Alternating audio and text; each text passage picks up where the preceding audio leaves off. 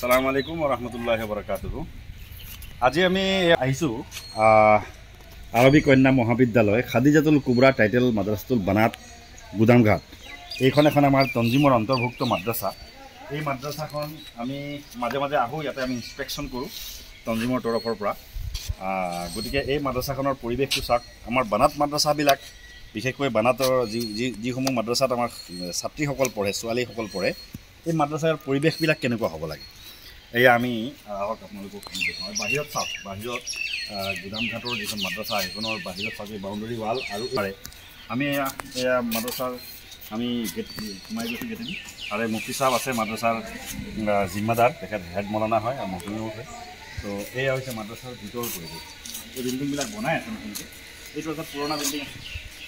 ইয়াতে ক্লাছ হয় আৰু ছাত্ৰীসকল ইয়াতে থাকে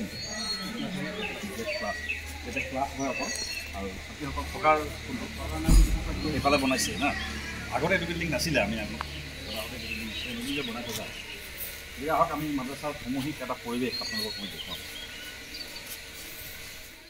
sallallahu alaihi wasallam muttaqin baina zuhranayhim fa qulna hadha ar-rajul abyad al-muttaqin fa qala lahu ar-rajul ya ibn abd al-muttalib qala an-nabiy sallallahu alaihi wasallam qad বানাত মাদ্ৰাছাবিলাক ক'ত চাওক। অসমত আমাৰ যে বানাত মাদ্ৰাছাবিলাক যে আছে, আমি বহুত বানাত মাদ্ৰাছাত আমি গৈছোঁ, কিন্তু পৰিৱেশবিলাক আমি যেনেকৈ বিচাৰিছে তঞ্জিম বৰ্ডে বা আমাৰ বুজুৰ্গসকলে বিভিন্ন সময়ত বিভিন্ন নটিফিকেশ্যনবিলাক, বিভিন্ন ধৰণৰ নীতি নিৰ্দেশনাবিলাক আমাৰ কৰি দি আহিছে, তঞ্জিমে দি আহিছে, তঞ্জিমৰ তৰফৰ পৰা, তঞ্জিম বৰ্ডৰ তৰফৰ পৰা। কিন্তু বহুত বানাত মাদ্ৰাছাই দেখিছোঁ, আমি বহুত জেগাত গৈছোঁ, এইবিলাক মানে ফ'ল' যেনেকৈ কৰিব লাগে তেনেকৈ কৰা নাই। কৰিছে আলহামদুলিল্লাহ, কিন্তু যেনেকৈ কৰিব লাগে বানাত ছোৱালী থকা মাদ্ৰাছাৰ যিখিনি পৰিৱেশ হ'ব লাগে, যিখিনি সা সুবিধা থাকিব লাগে, সেই সা সুবিধাখিনি বহুত বানাত মাদ্ৰাছাই কিন্তু এতিয়ালৈকে কৰা নাই। আপুনি কি ভাবে আপোনাৰ মাদ্ৰাছাত আপুনি কিমান দূৰ কৰিছে এইখিনি? একচুৱেলি এইটো আপোনালোকে নিশ্চয় অৱগত যে আমাৰ মাদ্ৰাছাখন 2010 চনত স্থাপিত হৈছিলে, যদিও ৰাস্তাৰ সিপাৰত আছিলে। খাদিজাতুল কুবৰা টাইটেল মাদ্ৰাছাতুল বানাত গুদামঘাট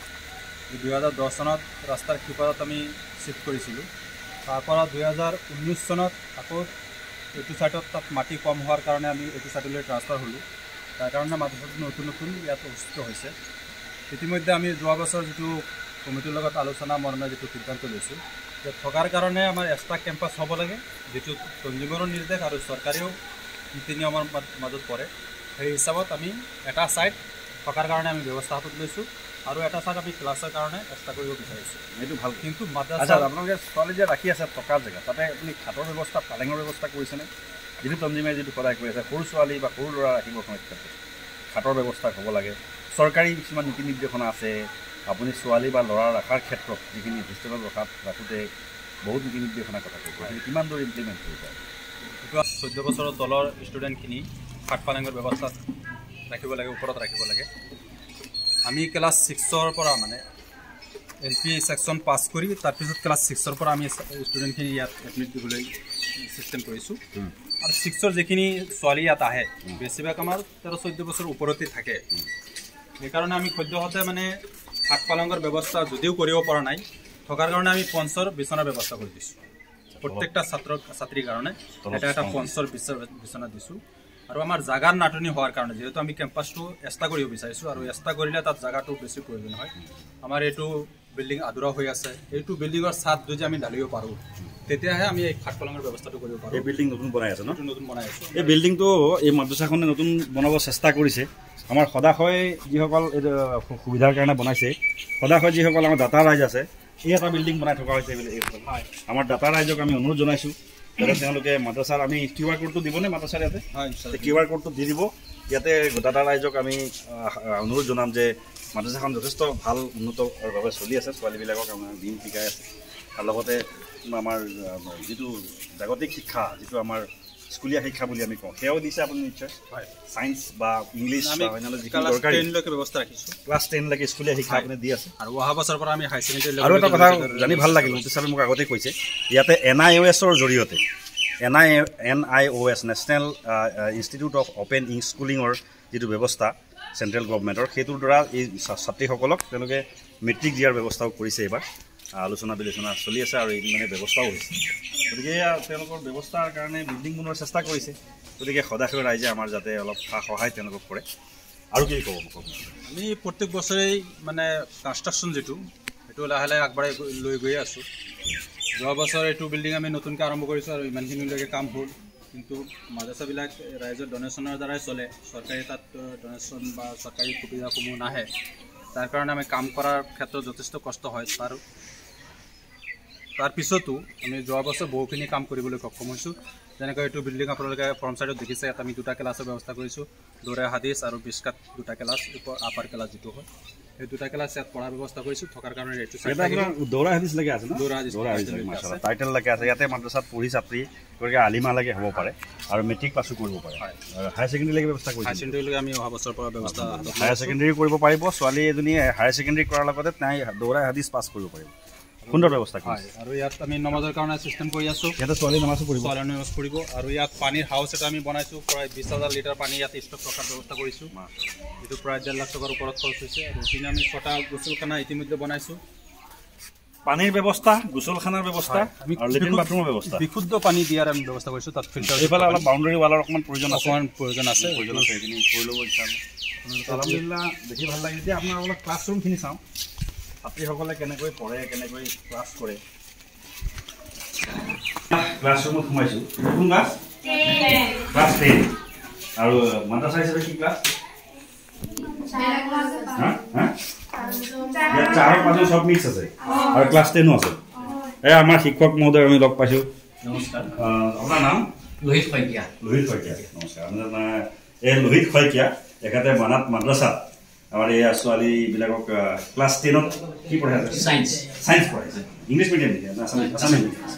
আছামিজ মিডিয়ামত তেওঁ বিজ্ঞানৰ মানে তেওঁ পাঠদান কৰি আছে কি পঢ়াইছে ফিজিকেলি আপুনি মই হেৰি আমাৰ কেমেষ্ট্ৰি চেপ্টাৰখিনি পঢ়াইছোঁ এতিয়া আপুনি ইয়াতে আগতে কোনোবা স্কুলত পঢ়াইছিলে আগত পঢ়াইছিলোঁ মই চিলনী এম ই স্কুল বুলি এখন স্কুলত মই 18 মাইলতে চাকৰি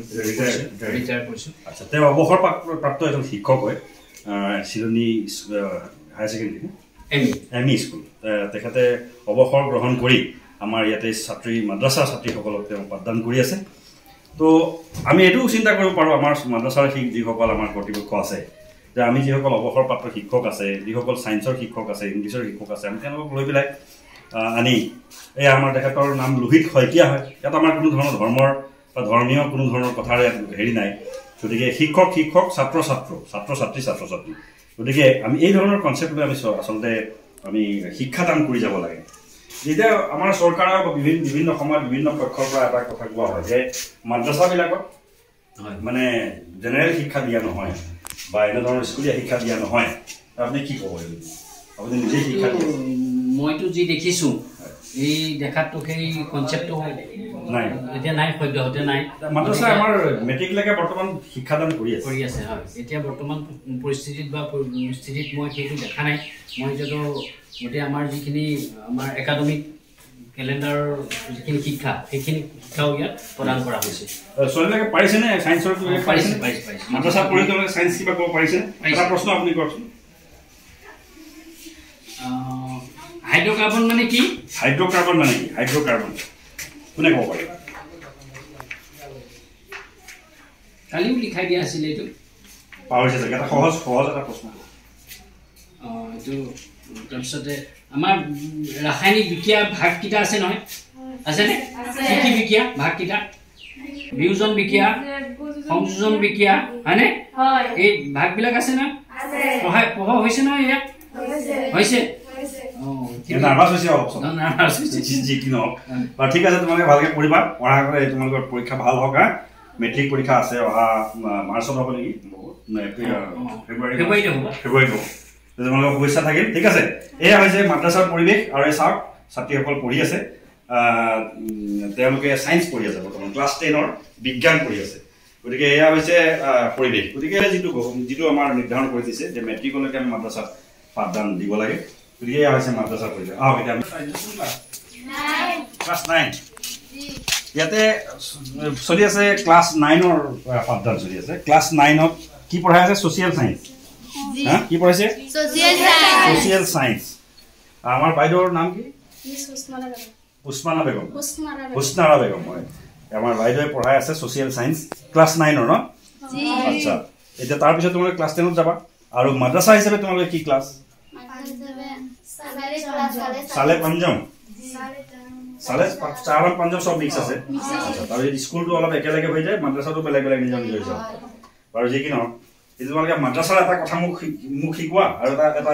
সোশ্যাল সায়েন্সৰ কথা এটা মোক শিকোৱাচোন কি শিকিলা তোমালোকে মোক শিকোৱা আৰু আপুনি যিকোনো এটা প্ৰশ্ন কৰক না যিটো জেনেৰেল কথা যিটো জানিব লগা সিপাহী বিদ্ৰোহ কেতিয়া সিপাহী বিদ্ৰোহ কেতিয়া হৈছিল 1857 চনত সিপাহী বিদ্ৰোহ কিয় হৈছিলে সিপাহী আছিলে হা তেওঁলোকে বিদ্ৰোহ কৰিছিলে তেওঁলোকক ইংৰাজীয়ে কিছু কষ্ট দিছিলে কিছু তেওঁলোকৰ লগত নাইনচাফি কৰিছিলে যাৰ কাৰণে বিদ্ৰোহ হৈছিলে 1857 চনত 1800 কিমান চনত 57 চনত তো সেই বিদ্ৰোহৰ পৰা আমাৰ উপমুখতি আৰম্ভ হৈছিলে আমাৰ স্বাধীনতা আন্দোলন ঠিক আছে এইবিলাক জানিব লাগে ঠিক আছে তোমালোকে পঢ়া ভাল কথা ঠিক আছে এনেধৰণে আমি মাদ্ৰাসাবিলাকত পঢ়া শুনা চলে অসমত এয়া হৈছে আমাৰ মাদ্ৰাসাৰ কিছু পৰিৱেশ সকলো পৰিৱেশ এইখিনি আমি দেখুৱাব বহুত ভিডিঅ'টো দীঘলীয়া হৈ যায় এইখিনি হৈছে মাদ্ৰাসাৰ কিছু পৰিৱেশ গতিকে মাদ্ৰাসাৰ বিষয়ে কিছু ভুল মানুহৰ বুজাবুজি আছে ভুল কিছু কনচেপ্ট আছে ভুল ধাৰণা কিছুমান আছে গতিকে আপোনালোকে দেখিলে মাদ্ৰাসাবিলাকত স্কুলীয়া শিক্ষা বা ক্লাছ 10 লৈকে যিটো বৰ্তমান চলি আছে তঞ্জিমে মাদাৰিছে কৌমিয়াৰ তৰফৰ পৰা ক্লাছ 10 লৈকে কম্পালচৰি কৰি দিয়া হৈছে মাদ্ৰাসাবিলাকত ঠিক তেনেকৈ চলি আছে মাদ্ৰাসাৰো শিক্ষাদান চলে ধৰ্মীয় শিক্ষাদানো চলে লগতে স্কুলীয়া শিক্ষাদানো চলি আছে ছোৱালীবিলাকক বা ল'ৰাই হওক ছোৱালীয়ে হওক সকলোকে স্কুলত কি ধৰণৰ মেট্ৰিক দিয়াৰ ব্যৱস্থা হয় সেইটো NIOS তৰফৰ পৰা বৰ্তমান চলি আছে মাদ্ৰাসাবিলাকত গতিকে এয়া হৈছে মাদ্ৰাসাৰ কথা আপোনালোকক আমি জনালোঁ আশা কৰোঁ ভিডিঅ'টো সকলোৱে ভাল পাব আৰু সকলোৱে কিছু কথা ইয়াৰ বিষয়ে জানিব পাৰিব ইতিমধ্যে চাইছে মাদ্ৰাসাখন মাদ্ৰাসাৰ বয়স অনুপাতে মাদ্ৰাসা যথেষ্ট আগবাঢ়ি গৈছে যদিও কিন্তু আমি শৈক্ষিক দিশত এতিয়াও মাদ্ৰাসাখিনি যিমানখিনি উন্নত কৰিব লাগিছিলে সেইখিনি আমি কৰিব পৰা নাই যেহেতু জানে এইবিলাক ৰাজহুৱা অনুষ্ঠান হয় ৰাইজৰ দান বৰঙণিৰে চলে চৰকাৰী অনুদান আমাৰ মাদ্ৰাসাৰ নাহে আমি ইতিমধ্যে বহুতখিনি কনষ্ট্ৰাকশ্যনৰ কাম আৰম্ভ কৰিছিলোঁ যদিও আধাতে গৈ পেলাই থমকি গ'ল মাদ্ৰাসা ফাণ্ডত পইচা নথকাৰ কাৰণে যেহেতু এইটো হোষ্টেল মাদ্ৰাসা হয় টাইটেললৈকে পঢ়োৱা হয় তাৰ লগতে মেট্ৰিকলৈকে জেনেৰেলৰ ব্যৱস্থা ৰখা হৈছে অহা বছৰৰ পৰা আমি হাই ছেকেণ্ডেৰী লেভেললৈকে লৈ যাবলৈ ইচ্ছা কৰিছোঁ যদিও কিন্তু আমাৰ ছিষ্টেমখিনি এতিয়ালৈকে সম্পূৰ্ণ নোহোৱাৰ কাৰণে বহু এটা সমস্যাৰ সন্মুখীন হৈ আছোঁ মাদ্ৰাসাত প্ৰায় 150 ষ্টুডেণ্ট হোষ্টেলত থাকে তেওঁলোকৰ খোৱা বোৱাৰ লগতে দুখীয়া ছাত্ৰী বহুখিনি আছে তেওঁলোকৰ কিতাপ পত্ৰ কানি কাপোৰ আদি চিকিৎসাৰ পৰা লৈ গোটেইখিনি মাদ্ৰাসাৰ ফালৰ পৰা বহন কৰা হৈছে যাৰ কাৰণে আমি কনষ্ট্ৰাকশ্যনটো যিমান দূৰ কৰিবলগীয়া আছিলে সেইখিনি কৰিব পৰা নাই সেইকাৰণে মই হতাশাৰ ব্যক্তিৰ ৰাইজৰ ওচৰত অনুৰোধ আৰু আপিল জনাওঁ যে আপোনালোকৰ